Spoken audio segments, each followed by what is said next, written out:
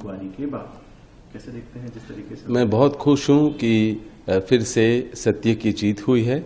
और जब भी मैं निडर हूं, क्योंकि जब भी मुझे लगा कि चाहे बीजेपी ने जितनी भी इंक्वायरीज सेटअप की थी इन 10 सालों में, जब इन्होंने हमारे को अक्यूज़ किया, 2008 से ये मामला है और फिर 2012 में हमने 4 साल के बाद एक जगह बेची, जैसे काफ़ी लोग वहाँ अपनी ज़मीनें बेचते हैं, हमने भी वैसे ही बेची और बिल्कुल तौर तरीके से जो भी तरीका होता है उसको अपनाया हमने।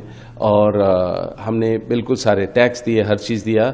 पर उन्होंने जिस तरीके से मेरे को मुझे परेशान करने की कोशिश की, उन्होंने इंक्वायरीज कमीशन क्रिएट किए, मुझे लगा कि बेबुनियाद आरोप लगाते रहे।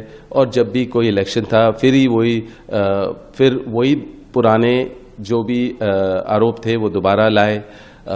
उनको लगा कि फाइनेंशियली जितना मेरे को दबाया जा सकता है वो दबाएं, और उसके लिए उन्होंने डिमांड नोटिस भेजे, इनकम टैक्स के नोटिस भेजे, और यहाँ की भी उन्होंने मुझे ईडी के पास भेजा, जो मतलब 15 बारी मैं वहाँ गया, 10 से 12 घंटा उनके साथ हर दिन बैठा मैं।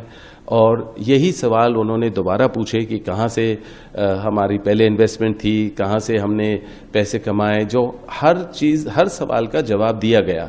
और मुझे ये भी पता चला अभी हाल ही जो इलेक्शन गए हैं, जब उन्हें लगा कि हो सकता है मैं भी इलेक्शन लड़ूं इस बारी, तो उन्होंने फिर से कुछ आरोप लगाए, फिर से यहाँ नोटिस भेजे, फिर से उनको लगा कि इनके ऊपर फिर से जोर डालो और मतलब प्रेशर डालो, जिससे ये लोग अपने सोच थोड़ा बदलें और मतलब कि मैं अपना इलेक्शन ना लड़ पाऊँ। पर मैंने इनको 10 सालों से झेला है और मुझे झेलने की क्षमता है, क्योंकि कभी कोई गलती हुई नहीं है, कोई चीज़ गलत की नहीं है। और ज़रूर मुझे राजनीतिक तौर से कभी इस्तेमाल किया जाता है, नाम इस्तेमाल किया जाता है जब भी इलेक्शन होता है या जब भी बीजेपी को अपनी नाकामियाँ छुपानी पड़ती हैं।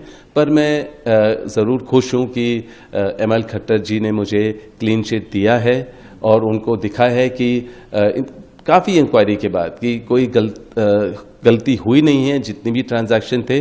तो मैं ज़रूर धन्यवाद देता हूं उनका। और जब वो चीफ मिनिस्टर थे उस समय भी मुझे क्लीन चिट मिला था कुछ सालों पहले, पर वो फिर मुझे लगा था कि रिवर्स कर दिया था, उनके ऊपर भी प्रेशर था। पर फिर एक बार फिर उन्होंने अपने प्रेस कॉन्फ्रेंस में जो बोला है, मैं बहुत खुश हूँ, आभारी हूँ कि उन्होंने सत्य, मतलब जो हर चीज़ स्पष्ट हुआ है और जो बिल्कुल सत्य है वो उभर के आया है, सच उभर के आया है। और मैं खुश हूँ कि उन्होंने मेरे बारे में, क्लीन चिट के बारे में बोला। तो बात कर लेते हैं कि 150 से ऊपर लोगों की मृत्यु हुई है और राहुल जी और प्रियंका जी भी कल जाने का था, बट उनके भी जाने का बात चल रही है। सर आपकी क्या? मैं बहुत दुख प्रकट कर रहा हूँ। मेरे को बहुत दुख है कि वायनाड के लोगों को कि 150 से ऊपर लोग की हत्या हुई और जो लैंडस्लाइड हुआ, ज़्यादा बारिश हुई, तो उसकी वजह से वहाँ काफ़ी मैनेजमेंट में मुश्किलें पड़ रही हैं।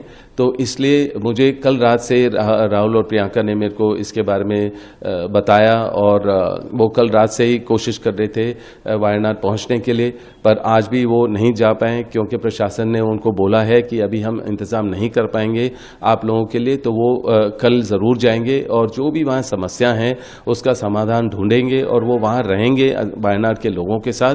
और ज़रूर जिन लोगों की मृत्यु हुई उनके लिए ज़रूर, उनके परिवारों के लिए सोचेंगे कि आगे क्या किया जा सकता है उनके लिए।